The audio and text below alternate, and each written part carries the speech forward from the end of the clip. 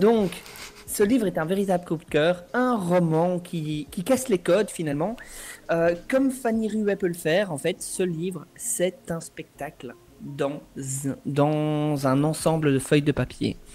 On rigole, on est avec elle, on boit ses paroles, on n'a pas envie de le quitter. Parce qu'il est drôle et parce que l'histoire est extraordinaire. Alors, quand je parle d'une histoire, c'est une histoire sans être une histoire. En effet, on rit tellement qu'on a l'impression d'être à côté d'elle. Euh, Si vous êtes adepte des petites notes de bas de page, elle, c'est la reine.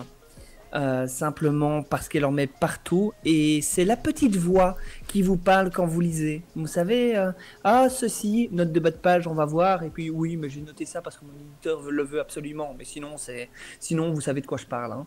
Bref, elle en rigole, elle en joue et c'est extraordinaire. Alors, dans cette histoire, de quoi on va parler? Alors, je vais en toucher certains d'entre vous, et Fred, tu en es certainement un, puisque moi j'en suis un.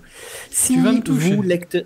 Première Oui, nouvelle. dans le bon sens du terme, hein, t'inquiète pas. Tant que t'es d'accord, moi ça me va. Si vous avez connu les Skyblogs, si vous avez connu MSN, si vous avez adoré envoyer des whiz, si vous avez aimé Crazy Frog, alors, ce livre, clairement, est fait pour vous. Jetez-vous dessus. En effet, on est une génération sans réseaux sociaux de base, et les Skyblogs étaient une révolution en soi. D'ailleurs, si vous avez un Skyblog, vous pouvez vite le sauvegarder parce qu'ils vont bientôt tous être effacés. Bref, tout se perd. Euh, Mais c'est très Elle grave ce que tu rigole dis. de ce livre. Oui, c'est vrai. Voilà, on y Fais pas arrive, peur ça aux t'est gens, arrivé un je dis jour. comme ça. Voilà, moi je suis un Alors, fou, moi je vous suis un pouvez vilain. attendre la fin de ce live pour aller sauver votre Skyblog. C'est pas dans les Ah, 2 heures qui évidemment. viennent. Voilà. Ok, tu me rassures. Alors, elle raconte des petites blagues pendant tout le roman. Avant de vous parler de l'histoire, sachez que, par exemple, ce qu'elle remarque, la première chose qu'elle remarque chez un mec, Fanny, bah, c'est sa sœur. Voilà, simplement. C'est pour vous donner l'humour qu'elle a. Si vous l'aimez, vous allez la retrouver dans ce bouquin. Alors, de quoi parle ce livre? C'est son histoire, mais pas son histoire. C'est l'histoire de Fanny, un petit peu transformée, un petit peu inventée finalement. C'est complètement romancé. On va rejoindre Ali, Ali qui vient de rompre avec un mec, et elle décide, comme ça, parce qu'elle y a pensé, de retrouver quelqu'un avec qui elle a parlé sur les réseaux sociaux, qui s'appelle Nour. Elle en a parlé sur MSN, pardon, excusez-moi, je suis trop pragmatique, ou en avance sur mon temps, je ne sais pas. Et impossible de retrouver Nour, parce que Nour n'utilise plus MSN de nos jours, comme les trois quarts d'entre nous. Et au final, tout ce qu'elle a, bah, c'est des vieilles bribes de conversation. Elle ne sait pas comment retrouver Nour. Et ça sera un livre, une enquête pendant tout le livre. Évidemment, je ne vais pas vous divulgacher le bonheur de ce livre, mais ce livre est extraordinaire. On y retrouve, on est entre réalité et fiction. Entre humour et réflexion, c'est une véritable enquête policière. D'ailleurs, dans ce livre, il y a un big up à Navarro, si pour ceux à qui ça parle, hein. Et oui, il n'y a pas beaucoup de big up à Navarro dans les livres, surtout les livres d'auteurs belges. Bref, ce livre aborde plusieurs thèmes avec humour, mais avec sérieux, et c'est ça qui est important. On va parler de deuil, on va parler de dépression, on va parler d'alcoolisme et on va parler de bisexualité aussi.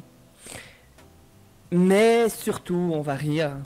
On va aller chercher ça sous l'angle d'une humoriste, c'est-à-dire que vous rigolerez tout le temps, sous l'angle de la tendresse, sous l'angle de la drôlerie et de l'optimisme.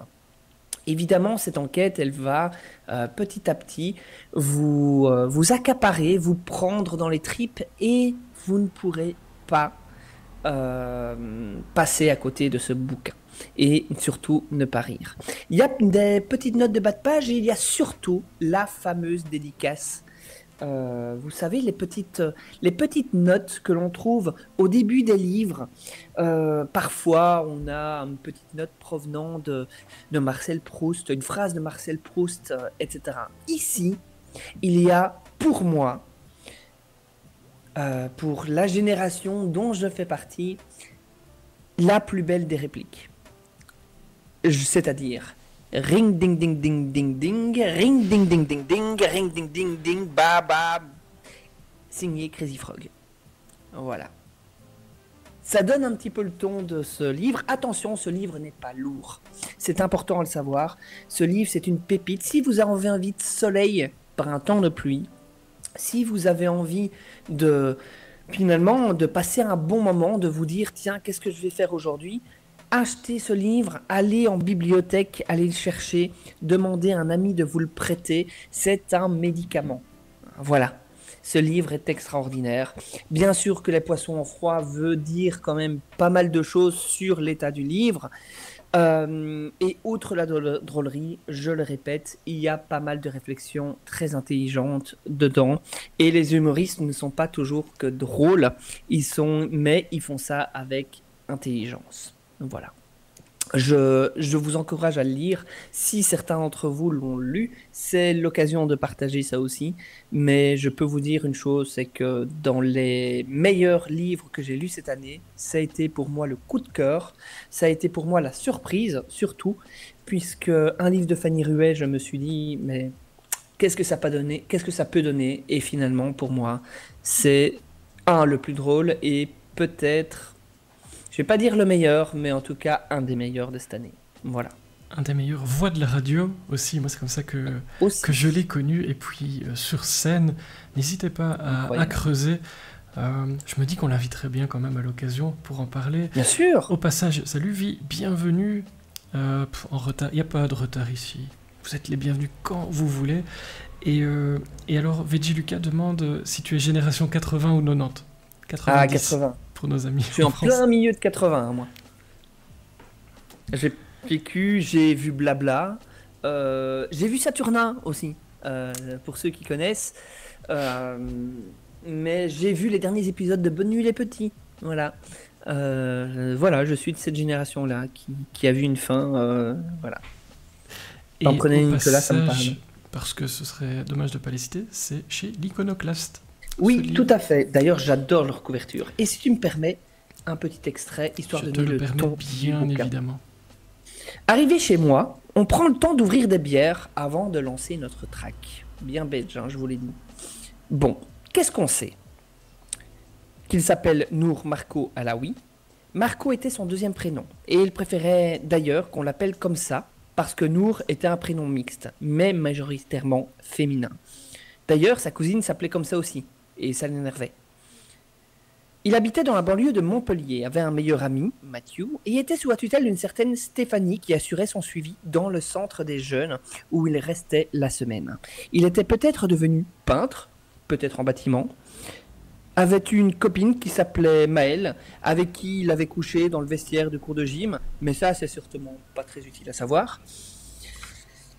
Je prends mon ordinateur pour essayer de trouver d'autres infos. Très vite, je remets la main sur mon vieux Skyblog, puis sur celui de Nour. Tous les articles ont été supprimés. Tiens donc. Et il n'y avait évidemment aucune info de contact ou d'adresse d'un autre site vers lequel il aurait migré. On retrouve aussi mon blog dédié à Second Hand, dont on épluche tous les commentaires à retrouver le sien. Et je m'arrête là. Parce qu'on ne va pas lire le commentaire, vous irez le lire vous-même. En tout cas, plein de curiosité avec ce titre. Et je pense, connaissant un peu la personne derrière, ça doit dépoter.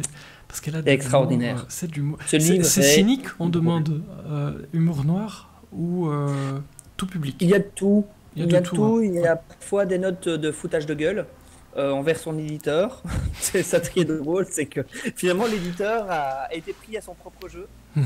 Et tant mieux, ça montre que les éditions iconoclastes donnent aussi une part importante à leur auteur.